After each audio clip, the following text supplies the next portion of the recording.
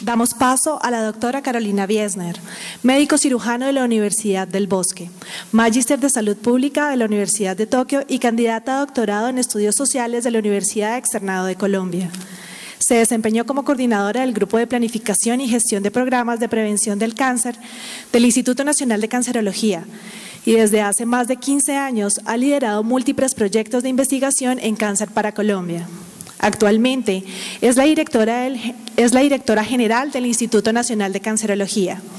En esta ocasión hará su presentación Tendencias tecnológicas para la detección temprana de patologías oncológicas.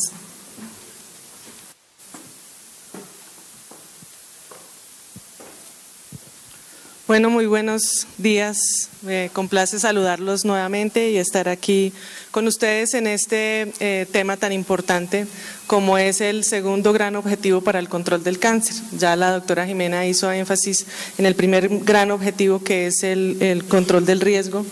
Y yo entonces voy a presentar inicialmente una parte conceptual y luego mirar esos conceptos para las tres patologías más importantes. Por razones de tiempo excluyo cáncer de colon y recto y voy a hacer énfasis en los trabajos que hemos desarrollado en el Instituto Nacional de Cancerología. Para empezar, este gráfico de Globocan es muy clásico, pero recordarles que Colombia ocupa un lugar intermedio en el escenario mundial. Es decir, que para este caso particular no queremos ser como los países desarrollados, no queremos ser como Estados Unidos, Canadá, Europa o Australia, sino que precisamente en estos momentos, y dado que es inevitable el envejecimiento de la población, no solamente debemos preocuparnos por un buen tratamiento, sino particularmente por el control del riesgo y la detección temprana de las patologías de más alta carga en el país.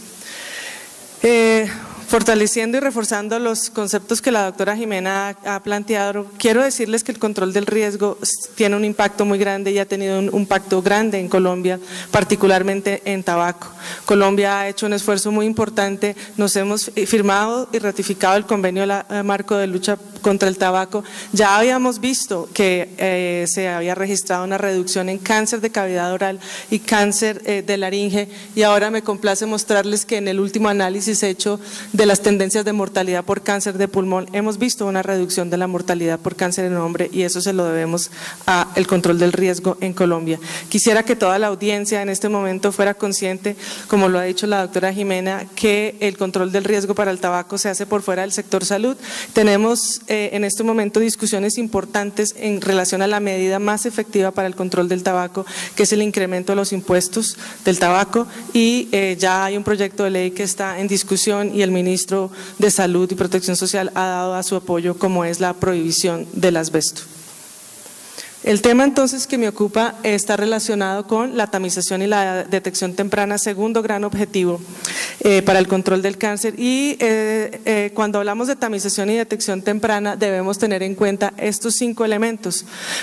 Ya hemos dicho, el cáncer es un conjunto de 150 patologías malignas, cada una con un comportamiento biológico distinto, y cuando hablamos de hablar de tamización es necesario conocer bien estas características de la enfermedad, es necesario tener información sobre la sensibilidad y especificidad, se nos fue, y es necesario tener en cuenta el programa. La enfermedad por lo general se comporta de manera, se nos fue la imagen. La enfermedad en general se comporta de manera casi que podríamos decir universal.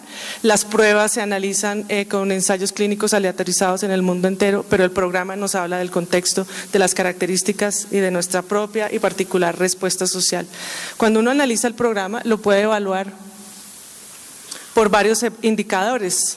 La cobertura, es decir, cuánto participan las personas de población objeto, la calidad de lo que hacemos, que como ha sido mencionado, la calidad cuesta. Debemos invertir para saber si lo que estamos haciendo lo estamos haciendo bien, y el seguimiento. Frente a estos 3 indicadores, cobertura, calidad y seguimiento, el instituto ha hecho énfasis precisamente en evaluar la calidad de los procedimientos y el seguimiento de las mujeres, es decir, cuántas mujeres o población positiva llega a los exámenes de diagnóstico y de tratamiento. Y cuando hablamos de tamización tenemos que evaluar el impacto en la mortalidad. Y por eso me voy a referir entonces a estos 5 puntos cuando hablamos de las diferentes patologías. Y pues ya es claro para todos que las intervenciones en tamización y detección temprana nos permiten tener acciones costo-efectivas. Aquí tenemos los cálculos que se hicieron para cáncer de colon, el tratamiento de un pólipo, menos de 1 millón, cuando el tratamiento de un cáncer de colon y recto en recaído local puede estar cerca de los 140 millones. Bueno, entonces yo dije que me iba a referir inicialmente a algunos conceptos. El primer concepto es en relación con las características biológicas de la enfermedad. Aquí vemos en esta gráfica muy interesante cómo hay tumores que en muy poco tiempo tienen un tamaño para producir síntomas y en muy poco tiempo ocasionan la muerte. Pero hay otros en el otro extremo que no progresan y ya sabemos que el cáncer incluso puede regresar. Luego no tiene sentido hacer programas de tamización para tumores de crecimiento rápido o para tumores que definitivamente no progresan o no regresan. El cáncer de cuello uterino tiene un comportamiento lento y eso nos permite tener unas intervenciones efectivas. A diferencia del cáncer de mama, tiene una variabilidad, tenemos tumores de crecimiento rápido e incluso tenemos otros que no progresan. En este sentido, igualmente es importante tener claro conocimiento de la historia clínica de la enfermedad, saber qué es lo que vamos a considerar anormal en este proceso preclínico y poder ofrecer a los participantes un tratamiento que sea benéfico. Es interesante cuando ustedes leen la historia de la tamización con esputo para cáncer de pulmón y vimos cómo se ocasionó mucho más daño que lo que pretendía, que era lograr la detección temprana. Esta es entonces la historia natural de la enfermedad sin intervención. Entonces aquí tenemos el crecimiento del tumor, la edad del tumor hasta que produce síntomas y si no hay nada, que es lo que sucede en muchas partes del país, médicos no capacitados, se produce rápidamente la muerte y tenemos una muy mala supervivencia. Hablamos de detección temprana, todas aquellas acciones que hacemos sobre la población para detectar signos o síntomas incipientes de la enfermedad y esto entonces nos muestra cómo estamos incrementando el tiempo de supervivencia. Entonces, detección temprana, hablamos de población sintomática y cuando hablamos de tamización estamos haciendo intervenciones sobre población asintomática, buscando adelantarnos a los momentos lo que definamos como el punto de corte de lo que se define normal y patológico. Uno de los aspectos importantes que se considera cuando uno analiza los estudios es el sesgo de anticipación. Dado que la supervivencia se mide desde el momento del diagnóstico hasta la muerte por cáncer, es importante analizar el sesgo de anticipación. Para eso, cuando analizamos los evidencia en efectos de tamización, es importante en la línea del tiempo del cáncer que les mostraba analizar desde lo más débil a lo más robusto. Lo más robusto, cuando analizamos estrategias de tamización, está la mortalidad específica por cáncer y lo más débil es medir la tasa de precáncer u otra condición. No nos podemos entonces en Colombia mirando solamente la incidencia, el incremento en la incidencia, porque realmente este no es el indicador más robusto como es la mortalidad.